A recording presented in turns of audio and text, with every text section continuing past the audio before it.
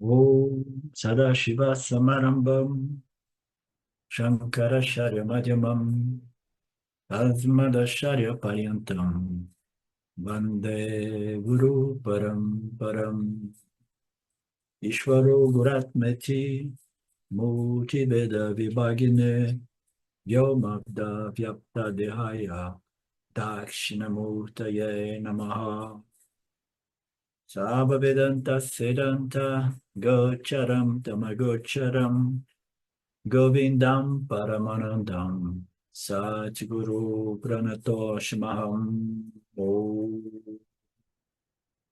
Om Shanti Shanti Shanti Om Namastê.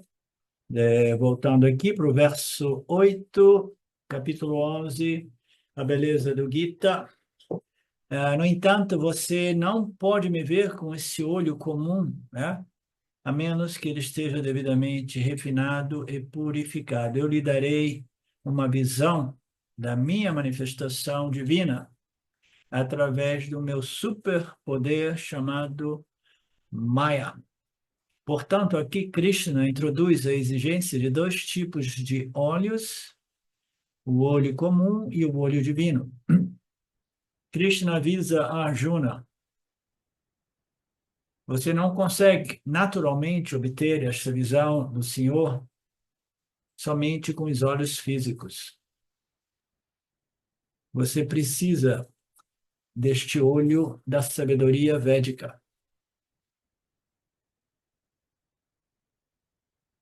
Mesmo que você me veja, você não terá um impacto positivo. Então, aqui mais uma vez ele diz: mesmo que você me veja, você não terá um impacto positivo, né? Então, pode ser interpretado de dois modos, né? Suponhamos que uma pessoa queira realmente a visão de Deus, a visão de Krishna, né? E a pessoa não esteja realmente devidamente purificada, refinada, né? E aí a pessoa, não, mas eu quero, porque eu quero, porque eu quero, porque eu quero, né? E é um devoto, aqueles devotos chatos que ficam insistindo, né? Fazendo todo tipo de sadhana, de tapas, and pujas, and so on. Aí, né?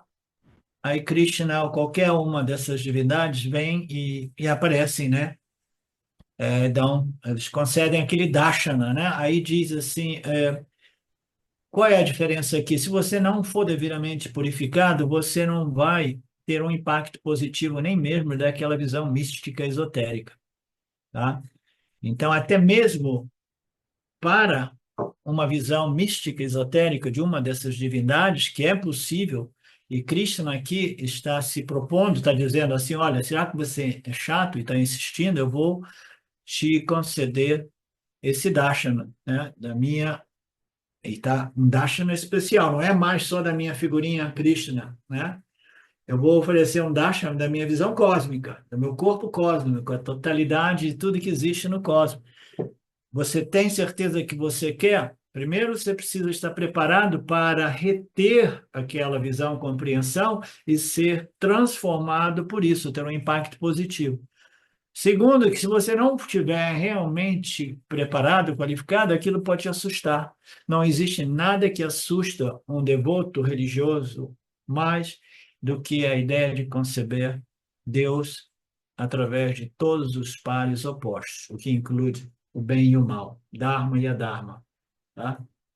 Então, esta visão de Deus como a totalidade, Deus manifesto fisicamente, né? No nível físico e no nível sutil. O nível sutil é o nível no qual os conceitos, as ideias, os pensamentos, as nações, né, estão permeando esse mundo físico, e dentro deste contexto existe o conceito do Dharma e do Adharma, do bem e do mal. O exercício do livre-arbítrio humano, né, ele tem um preço muito alto, né, para nós humanos, né? O preço é a gente, né, tem dificuldade de exercer esse livre-arbítrio de tal modo que a gente não viole as leis do Dharma, tá? A pressão das vasanas fundadas nessa ignorância cósmica, a vidya, né? É tal que a gente fica meio confuso. Excesso de rajas e tamas, tá? Então, a gente tem uma dificuldade de desenvolver sattva guna suficiente para desenvolver esta visão da sabedoria védica e reter e ser transformado ou impactado positivamente por isso, por esse refinamento, essa sensibilidade, essa capacidade deste olho da sabedoria espiritual, né? E aqui o Krishna está dizendo, já que você insiste tanto, eu vou me manifestar para você em minha forma cósmica, né? Eu vou te dar essa visão do meu corpo cósmico, tá? Eu vou permitir, eu vou interferir artificialmente, eu vou abrir a sua percepção de modo que você tenha esta percepção, esse vislumbre através de uma epifania, né? Você vai ter um vislumbre de tudo isso, tá? Mas ele está dizendo também, mas se a preparação não estiver bem estabelecida, né, gradualmente desenvolvida através karma, dharma, upasana, shravana, mana, se não estiver bem estabelecida, talvez você nem mesmo obtenha o impacto positivo que uma epifania desse tipo poderia causar uma pessoa preparada. Então, no final das contas, a preparação, né, o refinamento, né, a pureza, né, a sensibilidade, né, essa capacidade sensível de perceber, né, Deus como, né, essa inteligência, o milagre, né, que se manifesta através de todos os seus namarupas, né, que nada mais são do que o corpo cósmico de Deus. Então, esta capacidade, ela não é obtida da noite por dia, é um processo lento. A maioria das pessoas, elas pensam que existam atalhos no processo de desenvolvimento e elevação espiritual. Não existe atalho. Não existe atalho. Por isso que, ó, agora o nosso grupo caiu de 20 e poucos para 10, 15 no máximo, né? Por quê? O pessoal vai, né, vai se envolvendo com outras coisas do mundo, da vida, né? Eles vão buscando, né, num momento de tanta incerteza, tanta insegurança, tanta injustiça, tanta dificuldade no mundo, né? As pessoas vão ficando, vão se afogando, né, na busca por segurança, sem saber que a segurança só pode ser obtida através do olho da sabedoria, a visão da sabedoria védica que nos permite compreender a natureza saguna, Deus, para então desenvolver a visão da natureza nirguna, que é a que realmente nos dá a segurança que nós estamos buscando, né? Buscando neste mundo.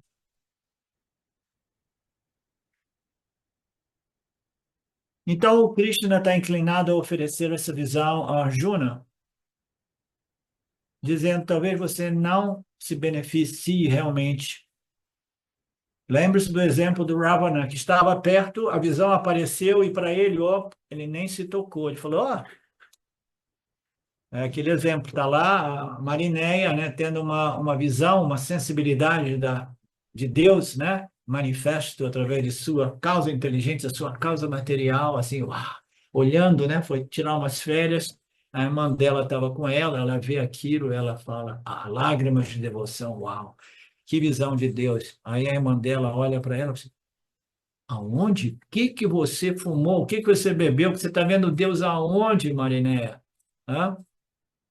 Então, Deus pode, e Deus está disponível sempre, em todas as direções, em cima e embaixo também, mas poucos são aqueles com os olhos capazes de ver, né? Com a sensibilidade, com a pureza, com o refinamento.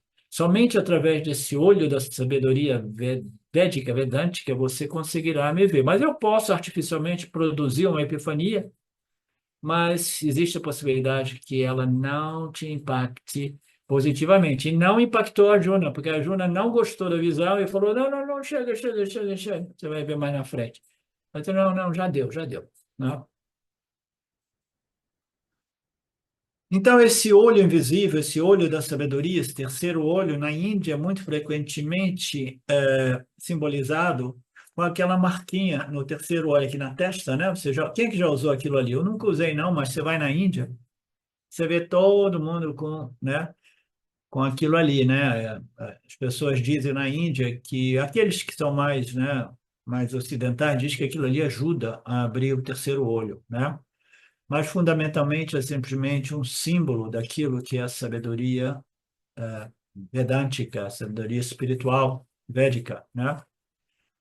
Esse olhar perceptivo daquilo, né, que é a causa inteligente e a causa material de Deus. Isso não somente não se trata de uma visão, né, que envolve uma forma com atributos, mas é uma visão diferente, é um olhar perceptivo extremamente sutil que vai além das formas. Como é que você vai compreender tudo, todas as formas juntas? Não, você está vendo aquilo que está por trás de todas as formas, a causa inteligente e a causa material. Isso somente é Ishvara, isso é mantido por Ishvara, porque Ishvara a inteligência que sustenta tudo isso. Ishvara, Saguna Ishvara como puro Satvaguna. E a propósito, não existe nada puro abaixo da linha de Maya. Ishvara é simplesmente uma predominância enorme de Satvaguna, mas ainda assim com uma estrutura mínima de Rajas e Tamas, né? De modo que essa inteligência possa ser, né, mantida, né? Possa ser manifesta. Por isso que é sempre dito, Ishvara é uma predominância de Satvaguna que ocorre no Prakriti de Maya. Tá? A gente diz assim, é puro Satvaguna, mas não é exatamente assim.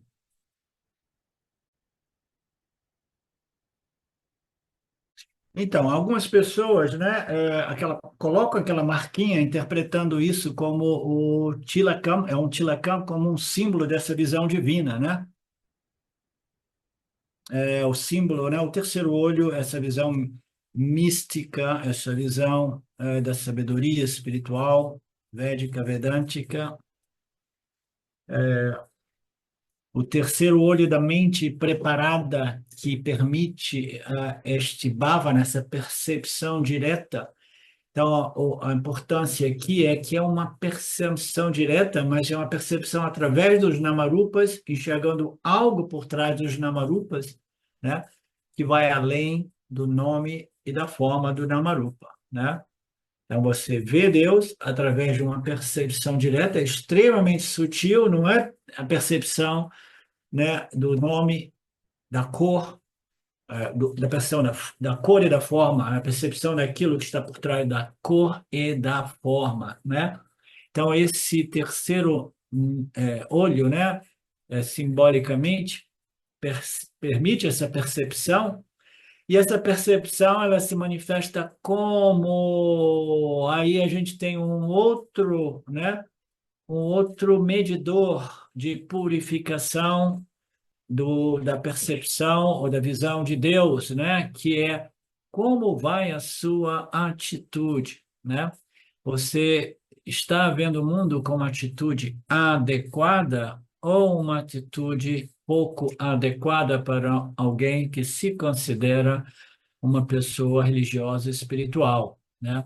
Uma atitude adequada é o perfume da rosa, é o palam, é o fruto, é o que nós queremos obter para saber que nós, através desse processo vedântico, estamos sendo impactados positivamente, sempre mais positivamente, mas como é que eu vou saber? A atitude é tudo. Observe a sua atitude, ok? Essa é uma boa indicação.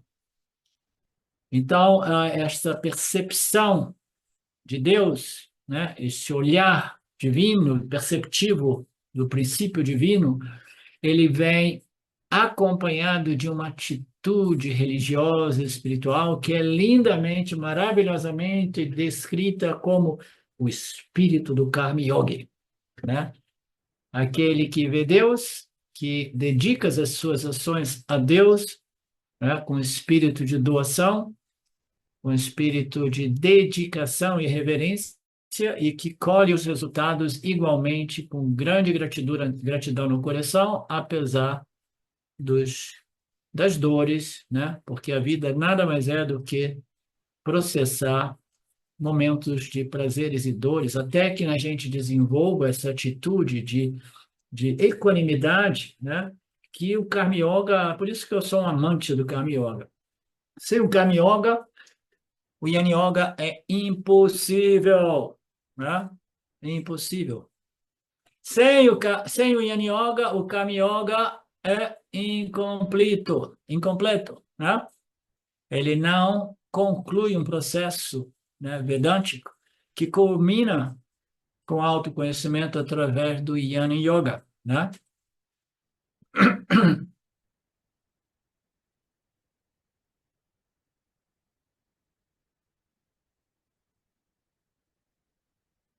Aí ele fala, se você não tivesse olho perceptivo, você vai andar por aí que nem esses turistas bobos que vão para a Índia com uma câmera importante, tirando fotografia de todas as esculturas nos templos, né? Eles vão no templo e aí fala assim, isso aqui, quanto velho, quanto é antigo? Ah, isso é depois de Cristo ou antes de Cristo, né? E aí ela só tira fotos daquilo que é mais antigo, antes de Cristo, então vou tirar foto. Ela não está recebendo nenhum impacto. É exatamente a atitude dos turistas que vão em qualquer lugar no mundo, entendeu? E em vez de curtir a viagem, curtir o visual, curtir as experiências, eles tiram fotos para depois curtir em casa. Então, eles perdem o contato com o seu ambiente de férias, né? E depois, quando eles veem nas fotos, não tem impacto nenhum. Perde o impacto aqui, perde o impacto depois, porque a atitude mental, emocional não é adequada, né?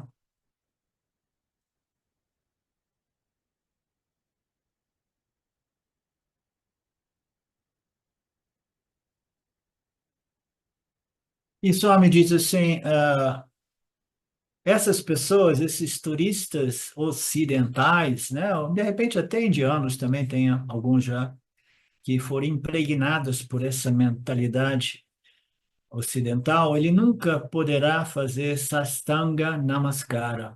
Sastanga Namaskara é uma coisa impressionante, que no início, né, eu ficava meio assustado e não entendia, falei, mas pô, que exagero, que é isso, né?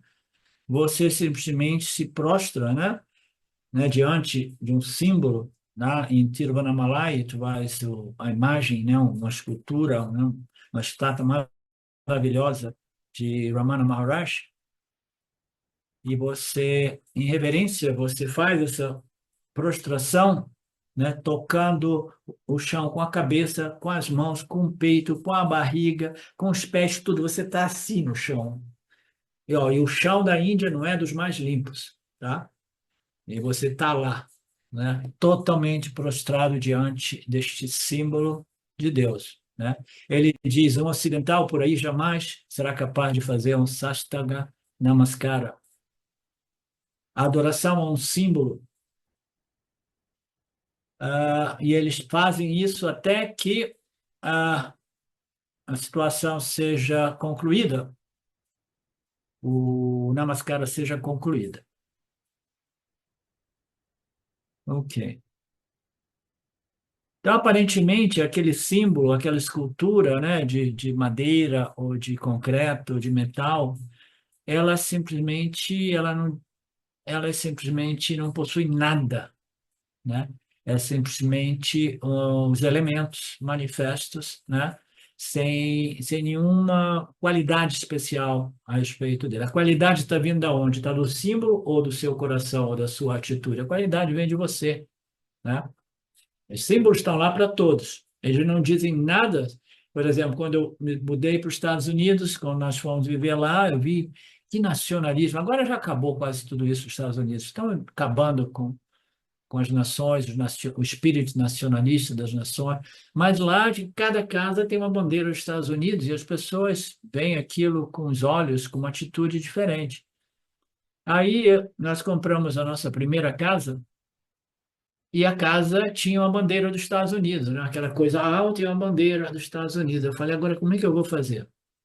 Será que eu tiro essa e boto uma italiana? Aí a vizinhança vai, né, vai pegar no nosso pé.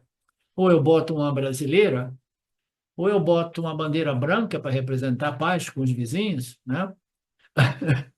Então, eu falei, não tem jeito, eu não tenho saída. Essa bandeira não diz nada para mim, né? Eu vou deixar ela ali até ela apodrecer. Quando ela estiver caindo aos pedaços, aí eu tiro, né? E foi mais ou menos o que a gente fez.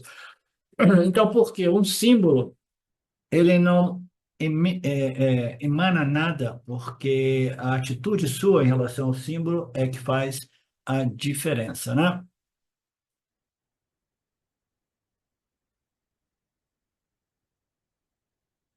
Aí fazer namaskara, né, em uma pedra. E vocês já viram aquelas três, né, linhas na fonte, né, dos sages e dos sadhus, né? Na Índia, as pessoas vão, tem um cerimonial com fogo, aí depois tem as cinzas, e as cinzas as pessoas vão lá, primeiro faz a cerimônia do fogo, depois pega as cinzas e faz isso, né, essas três linhas na testa, né? Então, a menos que você tenha nascido nessa cultura, você não vai apreciar nada disso. E algumas pessoas chegam ao extremo de pegar as cinzas, não somente colocar na testa, mas eles colocam na boca também. Então, na verdade, nem temos certeza se a cinza foi higienicamente preparada ou não. Na Índia não existe nada higienicamente preparado. Até mesmo o elemento ar é contaminado por fezes humanas, né?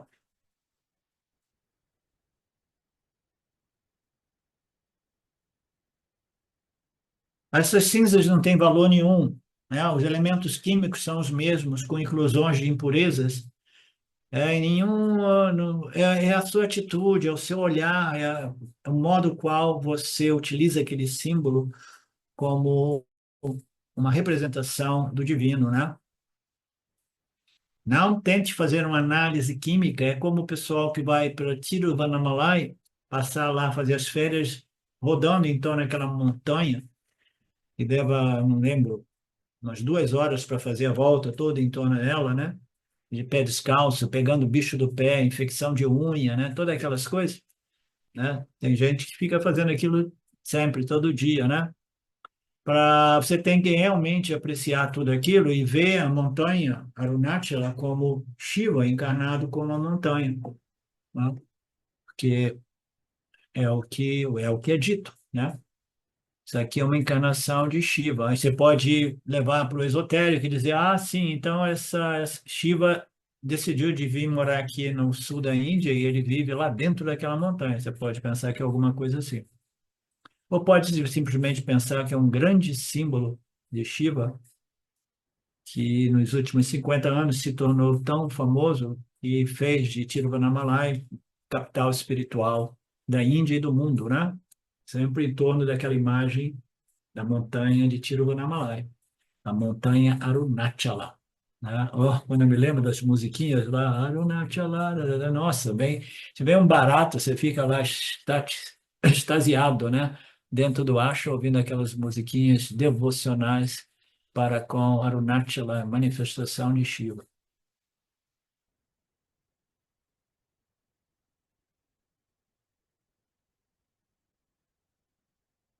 Ok. Quanto vale tudo isso? É um valor que só pode ser visto ou ele só pode ser avaliado, é um valor que só pode ser avaliado por o olho desta sabedoria espiritual, que permite ao indivíduo apreciar e ser impactado positivamente por todas essas percepções de Deus, né? Acessando Deus naquilo, no seu aspecto mais sutil, que somente pode ser obtido através do olho da sabedoria, né? O olho divino. Qual é o valor disso? Ah, para a maioria das pessoas não tem valor nenhum. Eles acham que nós somos doidos, né? Não existe valor nenhum. A gente está viajando, escorregando por aí, né? Derrapando nas curvas da vida, né? Desenvolvendo, né? Não, você precisa ter uma mente extremamente qualificada para compreender o valor do Vedanta, o valor desse processo vedântico, o valor do Karma Yoga, o valor de tudo isso, né?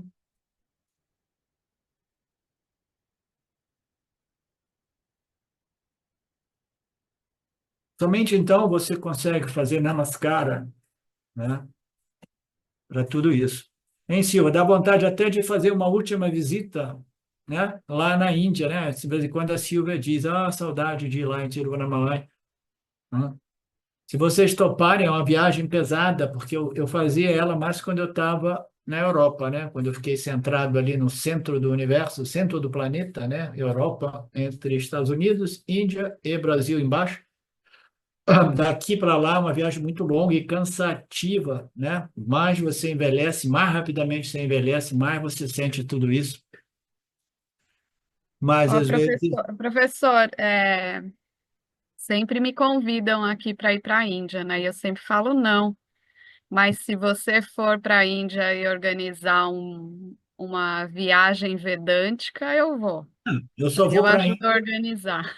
Eu vou para a Índia se a gente tiver um grupo de satsang. As últimas viagens que eu fiz para o sul da Índia foram. A primeira foi para participar de um seminário de James. Depois do seminário, espontaneamente começou a rolar que eu estava dando satsang para o pessoal. E depois eu fui lá para fazer alguns seminários. Então, naturalmente, se vocês estiverem interessados, a gente faz uma viagem, né, muito legal, né, perigosa, porque é muito, um ambiente muito tóxico, né? A gente tem que tomar cuidado com qualquer coisa que a gente coloca na boca, inclusive a água, né?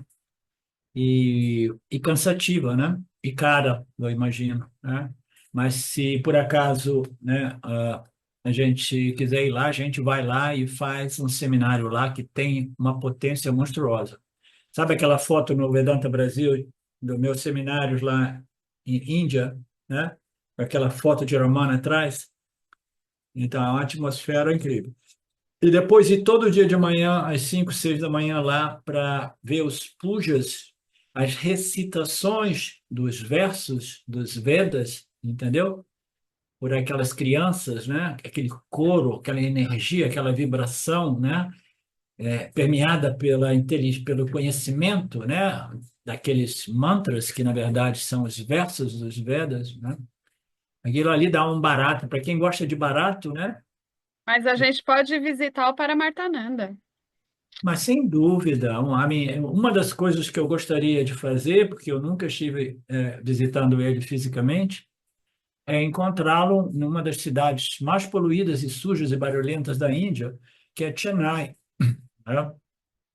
Pelo menos uma semanazinha encontrando ele nas suas aulas, né? Porque você pode encontrar ele no apartamento dele, mas não significa muito, porque ele fica lendo o jornal e deixa você lá, assim eu vi de algumas pessoas. Pergunta assim, o que você quer saber? Quer alguma coisa? Assim, não, eu queria só te ver. Ah, então tudo bem. Ele continua lendo o jornal.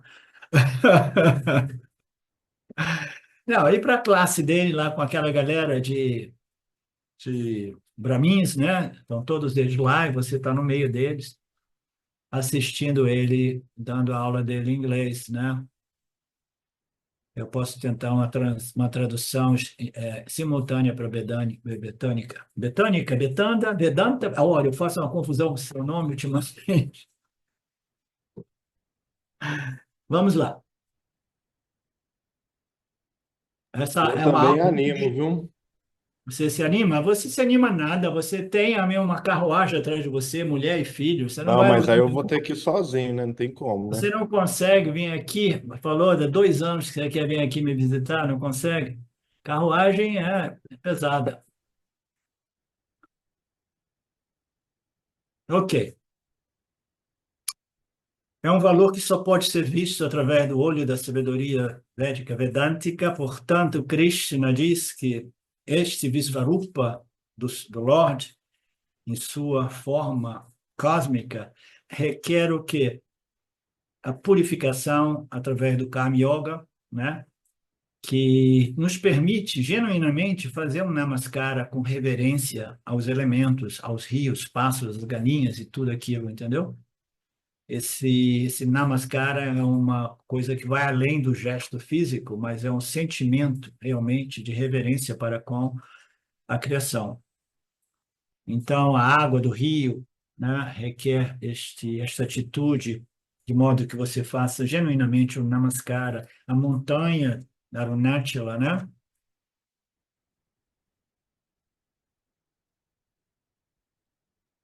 Eu, eu vou te abençoar. Ele faz mais uma promessa. Você fica calmo. não, que eu não preciso te insistir, não, que eu vou te abençoar com esta visão, mas vai ser uma visão temporária, momentânea, ok? Essa visão divina, eu vou abrir os seus olhos através do meu poder, você vai ver tal qual, né, numa epifania, e ela vai desaparecer e talvez você nem goste e não vai te impactar positivamente. Você quer realmente, Arjuna? Assim, eu quero.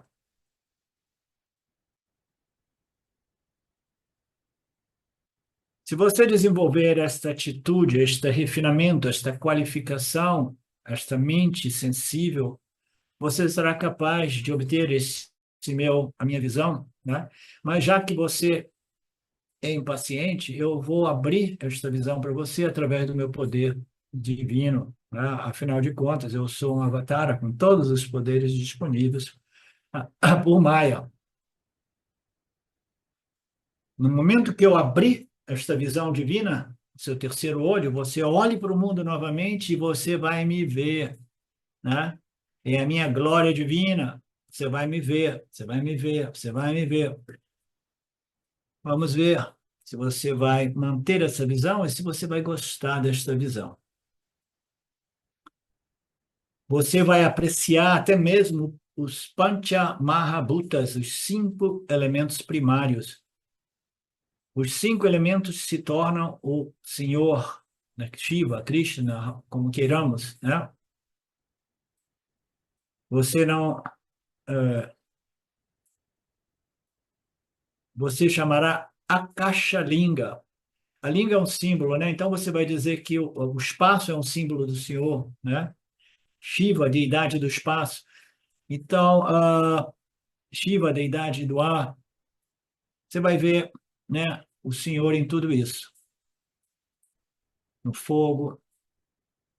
Aí ele fala sobre Tiruvannamalai aqui, ó.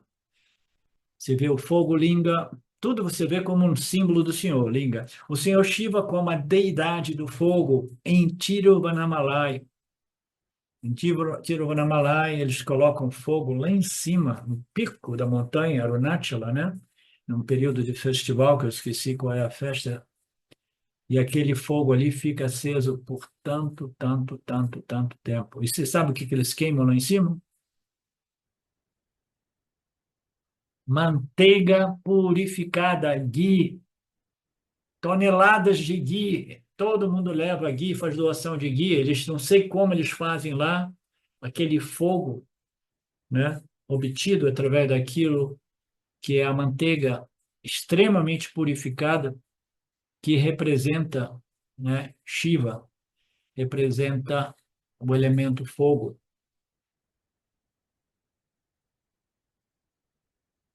Agni Lingam, o senhor Shiva, representado pelo fogo em Tiruvannamalai. A água dos rios se torna também o senhor. A terra cheia de minhoca se torna o senhor também. Você precisa começar a querer plantar a sua comida para apreciar realmente as minhocas que precisam estar na terra se você quiser ter sucesso em cultivar alguma coisa.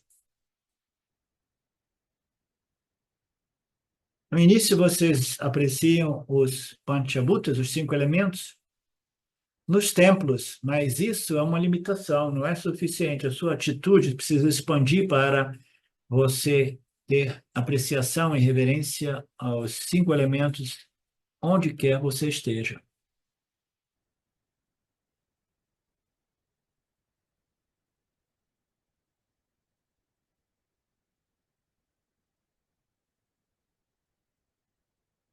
Aqui tem uma passagem bonita que, mais uma vez, eu já abordei um pouco disso, né? Eu nunca estou afastado de você. Eu nunca. Não, o Swami está dizendo, na verdade, você jamais é capaz de se afastar do Senhor. Não existe a questão de você integrar Deus na sua vida, se aproximar de Deus, entendeu? Ou de convidar Deus na sua vida. Então, o espaço que permite a nós andar de encontro ou em afastamento, né, de alguma coisa, não existe para aquele princípio que é todo pervasivo. Deus, em sua natureza saguna, é todo pervasivo dentro do âmbito de Mithya. como a causa inteligente e a causa material. Tudo que existe na materialidade desta ordem aparente é o Senhor. E a causa inteligente, a inteligência que rege e sustenta tudo isso de modo perfeito, inteligentemente estruturado, também é o Senhor. Não existe uma questão de você ter que procurar Deus, se afastar ou se aproximar de Deus. Você pode sim fazer o quê? Você pode abordar a sua mente, a mente ateísta, mente materialista, que não consegue ver que tudo é somente Deus, devido à falta de purificação e refinamento, sensibilidade ou sattva guna operando na mente. Então, a abordagem do Vedanta jamais é você vai no templo aproximar para chegar a Deus, isso e aquilo, invoca a Deus, isso e aquilo. Não, Deus está sempre com você. Fundamentalmente, a realidade absoluta é a sua natureza intrínseca, é nirguna, mas Deus, em sua natureza saguna, ele é o campo dharmico no qual oferecido a você de modo que você possa interagir, transacionar e desenvolver essa sabedoria espiritual. Então, você não precisa de fazer nada para encontrar Deus. Você jamais se afasta de Deus, você tem que resolver o problema da catarata espiritual, das impurezas, né, que impedem a minha visão Vishvarupa do Senhor manifesto como tudo ao nosso redor, né? É impossível a gente se afastar de Deus porque nós vivemos dentro do âmbito de Deus.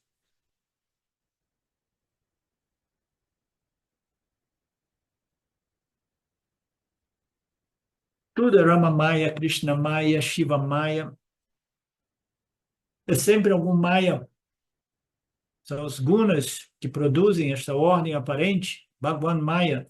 Tudo é Maya, apenas Maya. Tudo é somente Ishvara. Maya e Ishvara são dois nomes que representam essa inteligência suprema. Ah, mas Maya é dito ser uma ignorância. Não, Maya não é ignorante. Maya é absolutamente pura inteligência.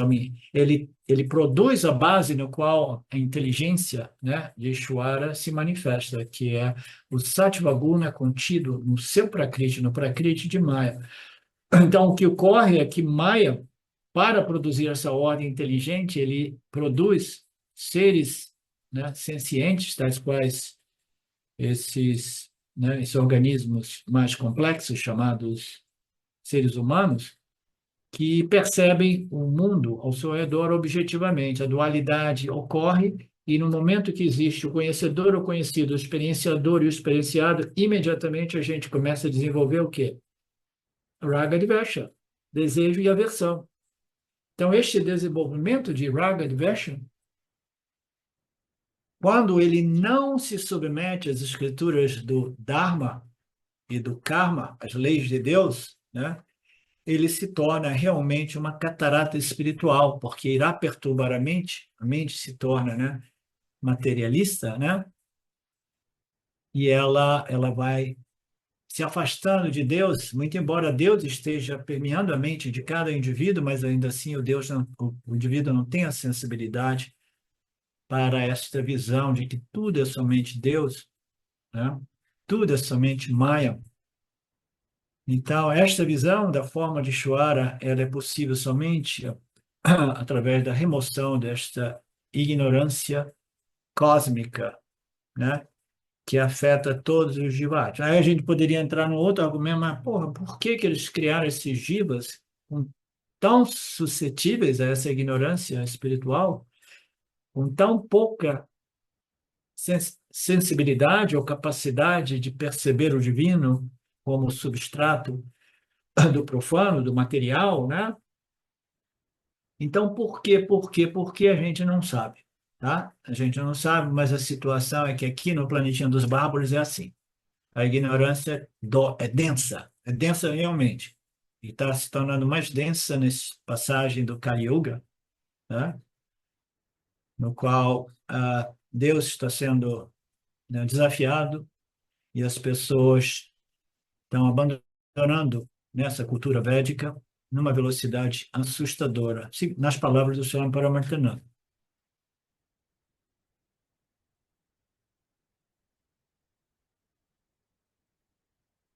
Ok.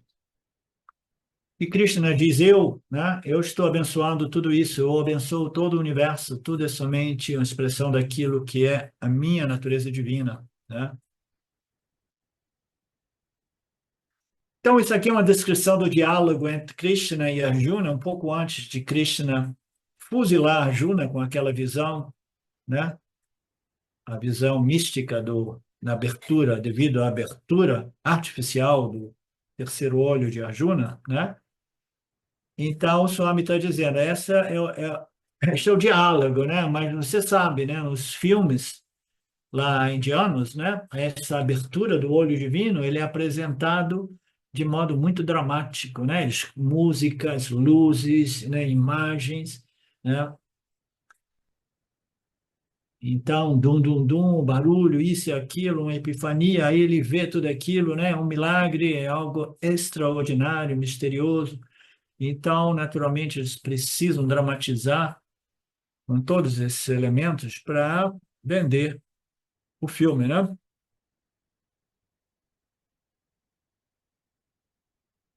Então, o Swami elabora um pouco o quanto dramatizado é essa experiência de Arjuna no contexto desta visão cósmica do Lord, no capítulo 11 do Gita. E aqui ele fala um pouco sobre, né, o Samjaya, né, que é um personagem importante, né? No filme ele aparece lá. Arjuna não fala porque ele está recebendo o olho místico. Krishna está ali. Krishna está dizendo: olha, você não se preocupe porque você precisa fazer essa guerra, você precisa combater o Adharma, você precisa destruir os violadores. Por isso nós temos as armas. Na cultura védica, as armas são consideradas divinas. Todos os símbolos dos deuses, né, na cultura hindu védica têm uma arma. A arma é o símbolo daquilo que muitas vezes, frequentemente, é necessário para proteger e preservar o Dharma, tá? O Adharma, eles adoram o conceito de desarmar as pessoas, porque um povo desarmado está à mercê das forças adármicas, né? Então, essa batalha rola nos Estados Unidos há décadas, tentando, né, destruir o o Second Amendment da Constituição Americana, que é a liberdade de se defender, de possuir arma. Primeiro é a liberdade de pensamento, fala, né, e ideias, e o outro é de possuir uma arma para me defender, né? No dia de hoje, não, as armas estão tão sofisticadas que aqueles 500 milhões de armas nas mãos dos americanos não representam nenhuma defesa ou instrumento para proteger o Dharma nos dias de hoje mais, entendeu? As armas são tão sofisticadas, a arma principal é controle da mente humana. Imagina um monte de gente armada, mas perderam a mente através desse processo de engenharia social que enganou todo mundo, né? Através dos choques de medos aqui e ali. Mas esse é um outro assunto que vocês detestam que eu fale dele, né, Betânia?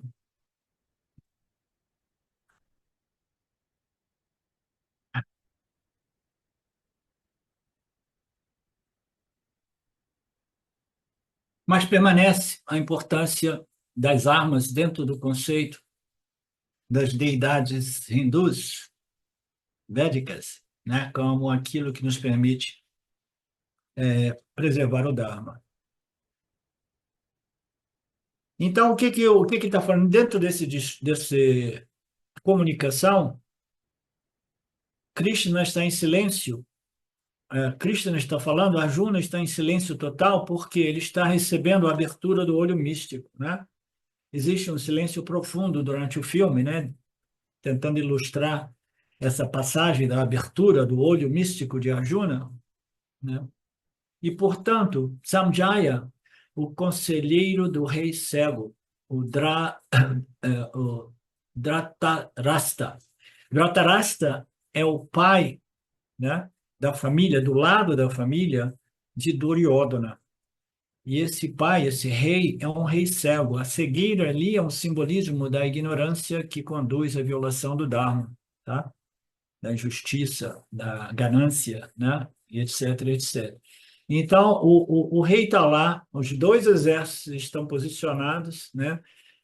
A batalha está para iniciar, mas Krishna está tentando, né, aconselhar a Arjuna, e o Samjaya e o conselheiro dele, né? O Samjaya, que é o conselheiro do rei cego, eles estão lá, estão pensando assim, o que que o Krishna está fazendo lá? O Krishna deve estar dando alguma estratégia de ataque para Arjuna. Não, o Krishna estava dando os ensinamentos, porque as guerras políticas, sociais, elas só podem ser resolvidas a nível espiritual. Todas as guerras são guerras fundamentalmente a nível espiritual, e nenhuma dessas guerras políticas sociais pode ser resolvida realmente através da violência, né? Só podem ser resolvidas a nível da remoção da ignorância que conduz a humanidade ao ponto que a gente chegou aqui, na iminência de uma guerra mundial que pode se tornar nuclear, tá? Então, o que que eles estão falando lá, né? Aí o rei cego pergunta, me diz aí, Santiago, o que que eles estão falando, né? O que está acontecendo neste momento, né? O rei cego está sabendo. Ele falou, não sei, ele está dizendo umas coisinhas no ouvido de Arjuna, deve ser uma estratégia de ataque. Mas não era. Era a entrega desses ensinamentos profundos através da natureza de Deus, que, uma vez conhecida, cancela a necessidade de todas essas guerras que são sintomas de muita ignorância religiosa e espiritual.